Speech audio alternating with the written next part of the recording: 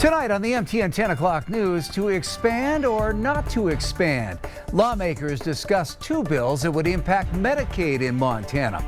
Plus, changes at the checkout. I'd rather see them there than not have them available. Only time I really use them over at Walmart when I got maybe one or two items. Winco joins the growing list of businesses saying so long to self-checkout. And I kind of took a second just to kind of make sure I was reading it right. I saw the time and I looked over and saw my parents, and it was a moment. A Billings Skyview athlete sprints to the fastest time in the nation. The MTN News starts right now. From Montana's news leader, this is the MTN 10 o'clock news. Well, good evening and thanks for joining us tonight. I'm Russ Riesinger. One of the biggest debates of the new legislative session took place tonight as Montana lawmakers held hearings on three different proposals to address the upcoming expiration of the state's Medicaid Expansion program. MTN senior political reporter Jonathan Ambarian has more from Helena. With less than 6 months to go before Montana's Medicaid Expansion program is scheduled to expire, lawmakers are already considering three possible ways to move forward. Dozens of people were here at the state capitol on Wednesday afternoon to make their voices heard on those proposals. I just want to say thank you to all the people who drove here to participate in this. All three bills came up in two overlapping hearings. A House committee heard two proposals that would remove the June 2025 sunset date on expansion. Their hearing lasted almost 5 hours. Healthcare providers, mental health advocates, tribal members, and business groups were among those testifying about the importance of continuing Medicaid expansion. When I used to talk to people that were struggling, they had to choose between care or work. It's the hardest talks I've had to do in my life. And I've talked to people who've had their kids killed and all of these other things. That conversation, we had it week in, week out. And we don't have it anymore because of Medicaid expansion. House Bill 245 from Republican Representative Ed Buttry would essentially just renew the program. House Bill 230 from Democratic Representative Mary Cafaro would also make a number of other changes, removing work and community engagement requirements and allowing people to stay on Medicaid expansion for a full year at a time. It increases continuity of care.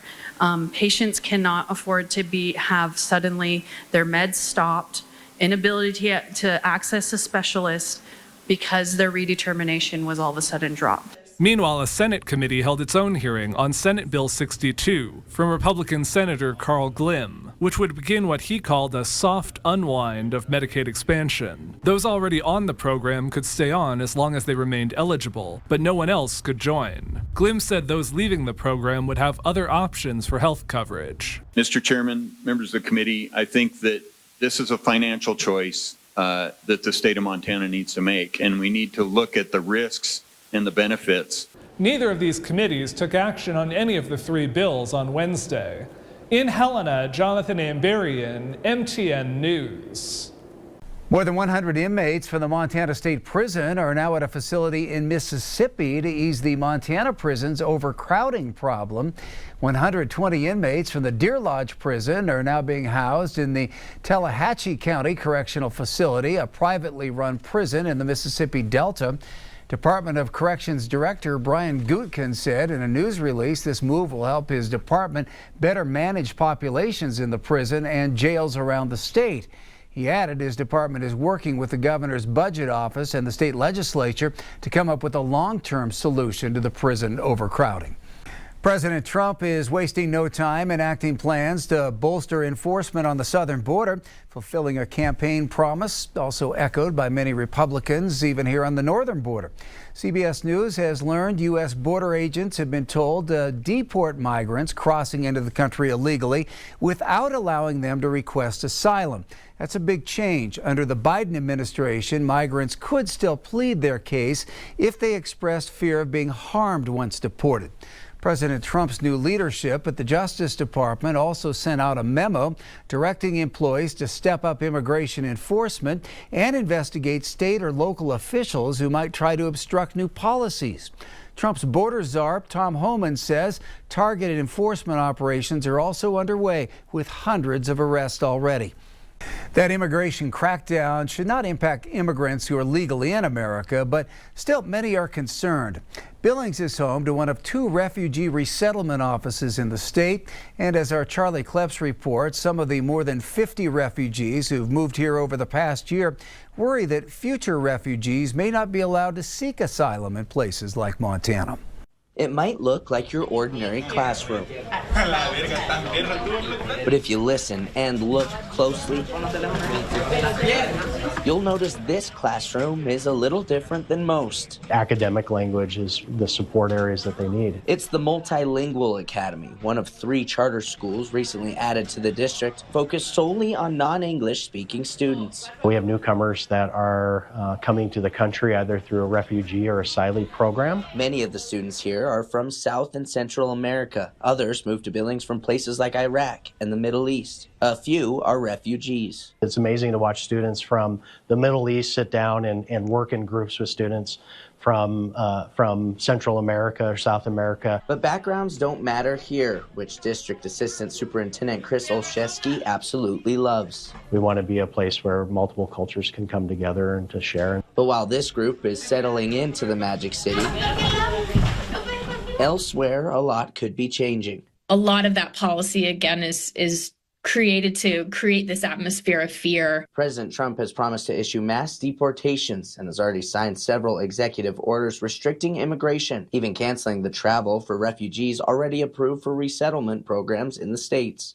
It's really a challenge to say with any certainty what this is going to look like for those most vulnerable. Mary Poole is the director of Soft Landing, a nonprofit which assists with refugee resettlement in Missoula. That city and Billings are home to the only refugee resettlement offices in the state. We're trying not to play into the fear that is trying to be created, but I think we have to be aware that there are real challenges. The Billings office opened just last year. While leaders there weren't available to speak with MTN, Poole said she can sense fear in the 700 individuals her nonprofit serves in Missoula. They want to know what this means for them. Many are trying to still be reunited with family. And so it's really challenging to see the resettlement system take this pause, and hopefully it is a pause. Poole says all refugees in the Montana resettlement are here legally, just like all of the students in the multilingual school. Even so, uncertainty has caused concern. We're always worried about this, the social and emotional well-being of students. Many wondering if future refugees will be able to resettle in Montana as life goes on for those already here. In Billings, Charlie Kleps, MTN News. Winter was painting a much different picture in parts of central Montana today than here in Billings. Take a look. This is video sent to us this afternoon by an MTN viewer in Lewistown with visibility limited to just a couple of feet due to all the blowing snow there. Earlier today, Lewistown residents were being told to stay home and not venture outdoors. That warning has since been lifted, but treacherous conditions remain with many of the highways in and around Lewistown, Eddy's Corner, and Harleton recommended for emergency travel only. Let's check in with Chief Meteorologist Ed McIntosh for a first look at our forecast. Ed?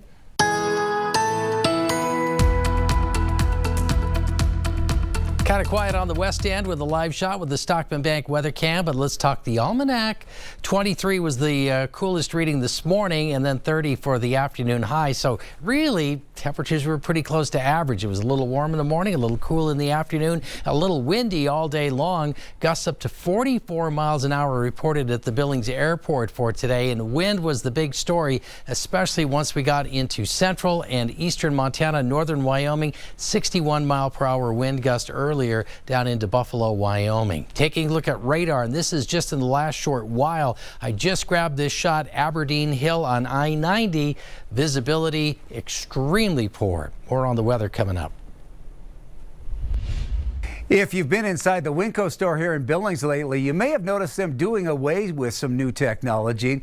It's one of a growing list of stores removing cashier-less self-checkouts. Matt Carmack looks into the reasons for that switch and finds out what customers think about it. Winco here in Billings has officially decided to eradicate all of their self-checkout options, opting for a more traditional shopping experience.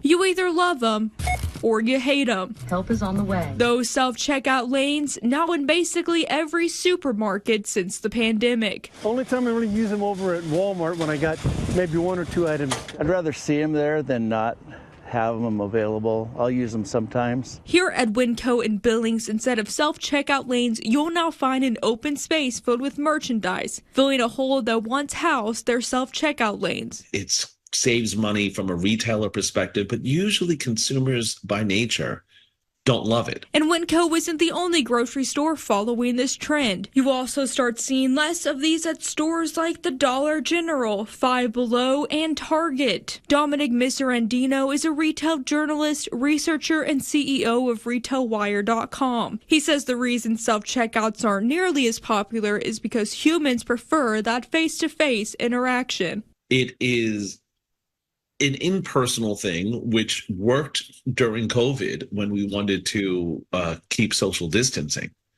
But after a while, we got to the point we all want to see each other's happy faces again. In fact, LendingTree found that 15% of self-checkout users admitted to stealing when using the machines. 69% of consumers said the easiness of self-checkout contributes to stealing, and 21% of consumers said they feel like they're performing free labor when using self-checkout. But I prefer to talk to a person on the other side. I think it is. I really do. I think it's taking working from people that really could use it. But that doesn't mean all self-checkout lanes are going away. 4 machines can cost more than $100,000 to install. So some stores are instead opting to add more staff in those areas, checking receipts at the doors, and limiting the number of items allowed. To me, the studies can tell us one story, but a study is a retrospective look at what's happening and what occurs further down. In Billings, Matt Carmack, MTN News.